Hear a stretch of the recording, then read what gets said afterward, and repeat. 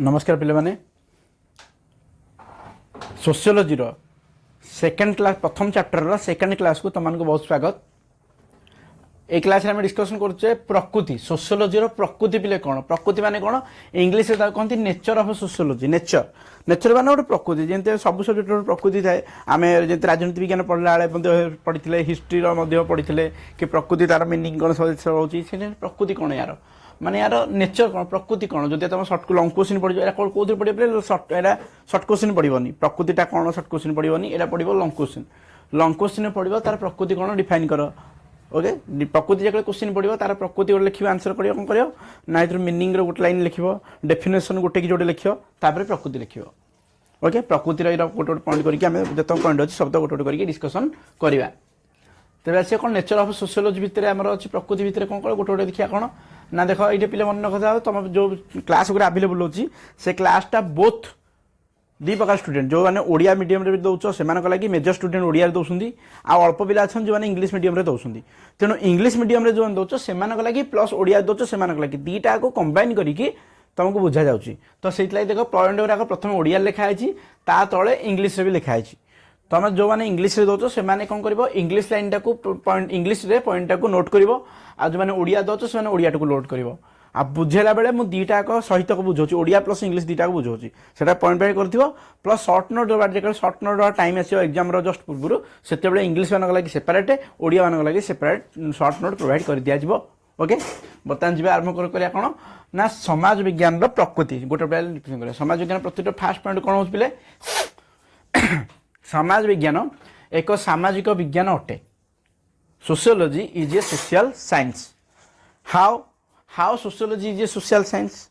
केमिति समाज विज्ञान गोटे सामाजिक विज्ञान आम जानते समाज विज्ञान सदा समाज को अध्ययन करे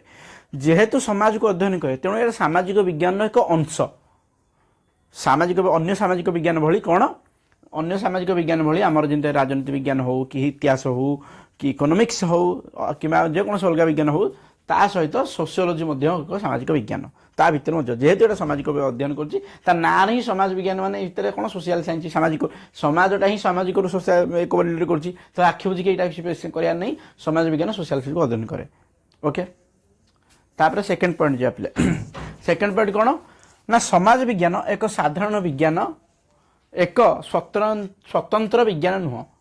sociology is a general science not a special science special science भितर पिले मन रखिथ जो तुम पदार्थ विज्ञान जीव विज्ञान भाया विज्ञान यहाँ नुह एटा साधारण एक विज्ञान समाज विज्ञान भितर साधारण विज्ञान जहाँ को किसी मात्रा परीक्षामूलक भाव प्रयोग करे sociology is a general science ये साधारण विज्ञान यहाँ कौन स्पेशल विज्ञान नुह स्पेशल विज्ञान माने कौन जिन तुम जीव विज्ञान भौतिक विज्ञान सब रोचे आम सोशियोलॉजी बायोलॉजी केमिस्ट्री आउ मेडिकल साइंस एरा भाया साइंस भाया स्पेशल साइंस नुह ये गोटे साधारण विज्ञान जोटा कि समाजर किसी गोटे निर्दिष्ट परसेंटेज लोक टाइम को लेकिन अध्ययन करे ओके जापर आई होप तुम दीटा बुझीपार नोट कर जार नोट करार अच्छे नोट कर पार बर्तमान करिया कोठी ना नेक्स्ट पॉइंट रहा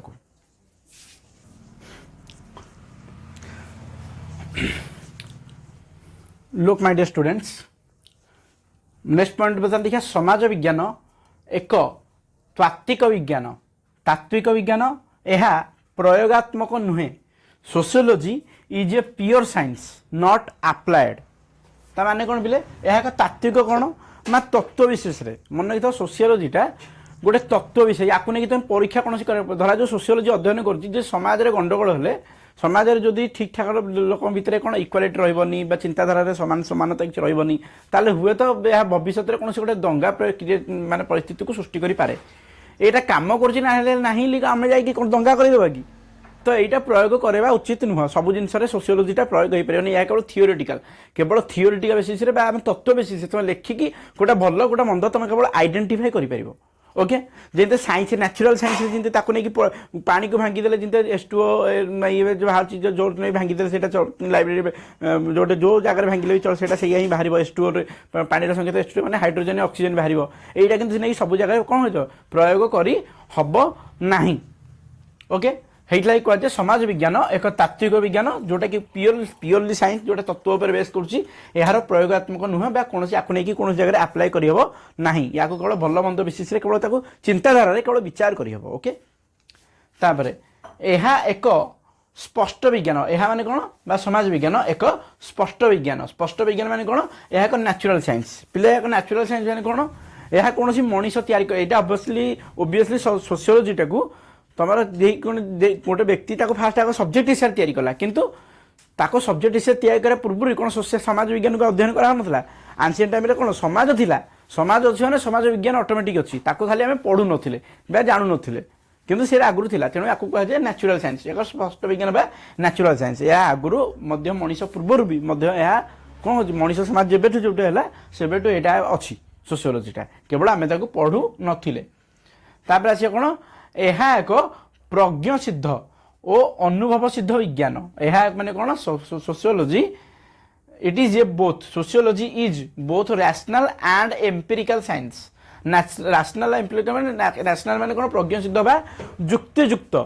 एमती नुहे जे इलॉजिकल कथा आज सोसाइटी रे सोशियोलोजी एमती केबे करेन जे छोट छुआ को जिंदा आगुर थिला आगुर सोसाइटी रे कोन करथले ना छोट छुआ को बाहर कर दोथले छोट छुआ टाइम जन्म होला टाइम रे बाहर ठीक कर दोथले किंतु एटा युक्तियुक्त की परवर्ती समय सोसाइटी कहि आम सोशियोलोजी कहला सोशियोलोजी अध्ययन करी गला ना जो जिनसटा होउथला सेटा भूल एबे जोटा हो ठीक कोन ना झियो पिलांकर गोटे बयस सीमा अछि जोटा कि प्राप्त वयस्क होला परे ताको विवाह करिया उचित एटा हम सोशियोलोजी पढ़े तामाने सोशियोलोजी सदा माने तो प्रज्ञ सिद्ध बा रैशनल जोटा युक्तियुक्त संबंधी युक्तियुक्त सेटा आ गोटे कौन अनुभव सिद्ध एम्पिरिकल अनुभव सिद्ध माने कौन एम्पिरिकल माने कौन अनुभव सिद्ध जो एक्सपीरियंस जोटा प्रैक्टिकल संभव भूल जोटा सदा ठीक भूल जिनसटा को सी केते अध्ययन माने कौन करे आश्रय दिए ना ओके एटा होता कौन ना तुम प्रकृति नेचुरल एटा हूँ तुम प्रकृति आरंभ है कौन ना nature of the sociology Etah detail गला केटा पॉइंट 1 2 3 या पूर्व पढ़ते दुटा टोटल पांचटा को डिस्क्राइब प्रतिदिन प्रति लाइन में दुईटा कल लिखिदे तुम 7.5 मार्क जो क्वेश्चन अच्छी जी 5 मार्क कि 7.5 मार्क जहाँ तुम अच्छी है से कौन तुम क्वेश्चन डिस्कसन हो प्रॉपर्ली ओके एमती नुहे धरा जो क्वेश्चन पड़ी प्रकृति तुम केवल से क्वेश्चन स्टार्ट करदे एक लिखा है येस प्रकृति हेडिंग करके लिखिद पे क्वेश्चन बहुत छोट हो प्रकृति धरा जो प्रकृति sociology Pachar define the nature of sociology कि ओडिया सोशियोलोजी समाज विज्ञान प्रकृति को विश्लेषण कर ताल तुम हेडिंग करियो कौन फास्ट तो फास्ट हेडिंग करियो सोशियोलोजी क्या कह गोटे लाइन तापर तार अर्थ पर तार संख्या 2 लाइन 2 जन संख्या देदेव जो 4 संख्या तुमको दिखाई ता भर दुईटा जेकोसी दुईटा लिखिदेव दुईटा लिखला प्रकृति 5 लाइन लिखिदेव तापर कंक्लूजन ने कौन करे कौन उपसंहार कंक्लूजन रे यही 5टा पॉइंट रू कौन कौन शिखल से 2-3 लाइन रे कंप्लाइज कर दैट इज कॉल्ड हेटा कौन एटा हो गला तुम कंप्लीट आंसर ओके पेज को पेज पूरण हम आंसर को भी आंसर रहिबो ओके आई होप तुम मैंने बुझीपार बर्तमान जा कौन ना समाज विज्ञान पे देख आउ गए अच्छे कौन बर्तमान नेक्स्ट टॉपिक अच्छी तुम कौन समाज विज्ञान एक विज्ञान की समाज विज्ञान थंबनेल देखी तो थंबनेल दिखाई जे समाज विज्ञान गोटे कला ना गोटे विज्ञान पे या लगी विशेष किसी डिस्कसन मुझे भावुँ कि आवश्यकता ना तुम कह सार ये की कथा समाज विज्ञान क्वेश्चन देती आप कैसे डिस्कसन करी आ डिस्कसन करेंगे ये की कथा हाँ पे डिस्कसन करा किंतु डिस्कसन करिया पर मन रखिथ यही टॉपिक रे आम ऑलरेडी डिस्कसन कर सारीचे पॉलिटिकल साइंस यहाँ कौन सोशियोलोजी रे न पॉलिटिकल साइंस रे ये जो थंबनेलटा आम डिस्क्रिप्शन में तार वीडियो लिंक दे देछि ये देखो ये जो फोटोटा थंबनेल अछि पॉलिटिकल साइंस राजनीति विज्ञान गोटे विज्ञान ना कला ना विज्ञान ये जो सब्जेक्ट यही टॉपिकटा को देख ये जो क्लासटा देखो यही क्लासटा जो पॉलिटिकल साइंस नहीं भी से मैंने भी यहाँ देख सोशियोलोजी कौन अच्छे यहाँ देख ये कौन कर ना जो राजनीति विज्ञान जो लिखाई से राजनीति विज्ञान बदले समाज विज्ञान लिखिदेव रिप्लेस करदेव नोने सेटाकर पॉइंट लैंग्वेज जहाँ एटाकर पॉइंट लैंग्वेज से खाली राजनीति विज्ञान बदल समाज विज्ञान लगेदेव ये बस एतिक ये वीडियो पॉइंट माने से पॉइंट सेठाकर पॉइंट जहाँ एठाकर पॉइंट से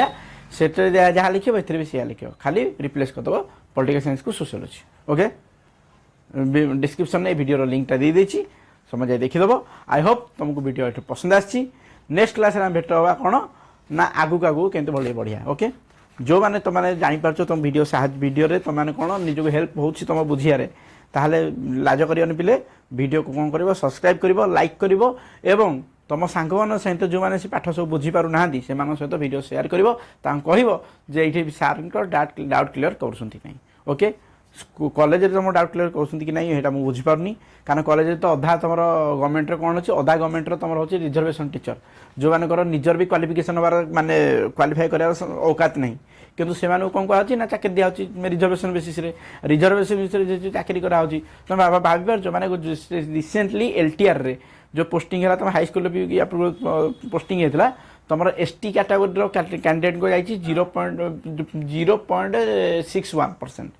ତାମାନେ 100 କୋଶ୍ଚିନ୍ରୁ ତୁମେ ଗୋଟେ କୋଶ୍ଚିନ୍ ବି ଯଦି ଠିକ୍ କରିଦେଇଛ ତାହେଲେ ତୁମେ ସିଲେକ୍ଟେଡ଼। ସେଇମାନେ ଯଦି ତୁମକୁ ପାଠ ପଢ଼େଇବେ ପିଲା ତୁମେ ତ ସାର୍ଙ୍କୁ ପଚାରି ପାରିବନି ଯେ ସାର୍ ଆପଣ କେଉଁ କାଟାଗୋରୀର ଲୋକ, ତୁମେ ତ ପଚାରି ପାରିବନି କି ତୁମେ ପଚାରିବା ଠିକ୍ ହେବନି, ଗୁରୁଙ୍କର ଅମର୍ଯ୍ୟାଦା ହେବ। ତାହେଲେ ପିଲେ ଯେଉଁ ପିଲାଟା ପାଠ ପଢ଼ିବ ଯେଉଁ ଇଏ କରିବ ସେମାନେ ଯେଉଁ ପିଲା ଯେଉଁ ମାଷ୍ଟରଙ୍କର ନିଜର କ୍ୱାଲିଫିକେସନ୍ ନାହିଁ ସେମାନଙ୍କୁ କେବଳ ସୋସାଇଟିରେ ଗୋଟେ ରିଜର୍ଭେସନ୍ ବେସିସ୍ରେ ତାଙ୍କୁ ଦେଇ ଦିଆଗଲା କେବଳ ତାଙ୍କୁ ଆର୍ଥିକ ଉନ୍ନତି କରିବା ଲାଗି, ତାଙ୍କ ବଂଶକୁ ଆର୍ଥିକ ଉନ୍ନତି କରିବା ଲାଗି, ତାଙ୍କ କାଟାଗୋରୀକୁ ଆର୍ଥିକ ଉନ୍ନତି କରିବା ଲାଗି। ହେଲେ ସେଇମାନେ ଭଳିଆ ଲୋକଙ୍କ ପାଖରେ ଏଫିସିଏନ୍ସି ଗୋଟେ ପିଲାଙ୍କୁ ଗୋଟେ ଟପିକ୍ ବୁଝିବା ଲାଗି କି ଉତ୍ତର ହେଉଛି ନା। ସେମାନଙ୍କ କ୍ଲାସ୍ରେ ପିଲାଙ୍କ ପାଠ ଉପରକୁ ଯିବ। ସେମାନଙ୍କର କେବଳ ମୋଟିଭ୍ କ'ଣ ନା କ୍ଲାସ୍ ଆସିବେ ମାସକୁ ମାସ ଖାଲି ମୋଟା ସାଲାରୀ ଘରକୁ ନେଇକି ପଳାଇବେ, ବାସ୍ ସେତିକି। ପିଲା ବୁଝିଲେ କେତେ ନ ବୁଝିଲେ କ'ଣ ଫରକ ପଡ଼ୁଛି ତାଙ୍କୁ। ତେଣୁ କଲେଜ ଉପରେ 100% କେତେବେଳେ ଭରସା କରିବନି, ସେଇମାନଙ୍କ ଉପରେ ଭରସା କର ଯେଉଁମାନେ ପାଠ ପଢ଼ୁଛନ୍ତି। ଯଦି ତୁମ ସାର୍ କ୍ଲାସ୍ରେ ଭଲ ପାଠ ପଢ଼ାଉଛନ୍ତି, ଭଲ ବୁଝିପାରୁଛ, ଦେନ୍ ଇଟ୍ସ ଓକେ, ବହୁତ ବଢ଼ିଆ କଥା। ତାହେଲେ ତୁମ ଭାଗ୍ୟ ଭଲ, ତୁମକୁ ଭଲ ଟିଚର୍ ମିଳିଛନ୍ତି। ଆଉ ଯେଉଁମାନେ ଭାଗ୍ୟରେ କଲେଜରେ ଭଲ ଟିଚର୍ ନାହାନ୍ତି, ବୁଝିପାରୁନ, ତୁମେ ଟେନସନ୍ ନାହିଁ। ସେଇଥିଲାଗି ତୁମ କେତନ ସାର୍ ଅଛନ୍ତି ତୁମକୁ A to Z କ୍ଲିୟର କରାଇବେ। ଓକେ, ଏତିକି ରହିକି ନେକ୍ସଟ କ୍ଲାସ୍ରେ ଭେଟ ହେବା। ଏତିକି ରହୁଛି। ଜୟ ଜଗନ୍ନାଥ।